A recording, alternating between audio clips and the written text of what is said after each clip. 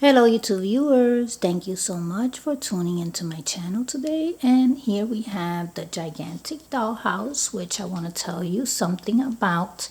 Now I call it the gigantic dollhouse because it's the largest house of my collection. So many of you know when I first got it, it needed a lot of work. So I did all the wallpaper, the flooring, I did touch up the paint, I added the lighting, I even added features, details to some rooms that didn't exist, like a set of stairs and a balcony. So I'm going to be changing up the Christmas theme.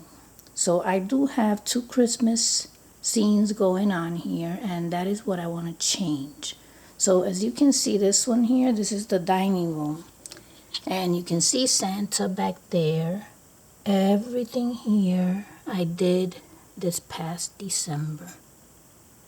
So we are heading towards the middle of the year, and I want to change this up.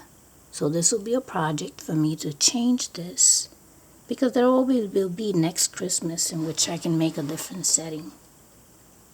Now here I'm using a utensil organizer. You put all your spoons and forks, knives in there, but I am using it as a wall unit in Santa's dining room. So all this has to change. Now there is another Christmas setting, which is this one. This room needs a fresh new light or just fresh batteries because it's a little dim in here. But it is a Christmas setting. You can see a little boy there opening his presents. So all the Christmas has to go. Now this I will leave the same. This is the master bedroom. I will leave the bathroom the same. This was the last room that I completed. So it hasn't been like that for too long. And this is the girls' room. I will also leave this as is. It'll be a future project when I change it, but I'm not ready for that yet. And I have the kitchen here. The kitchen, I remember that when I created this kitchen, I said that I would have 2 other versions of it. So eventually this will also change.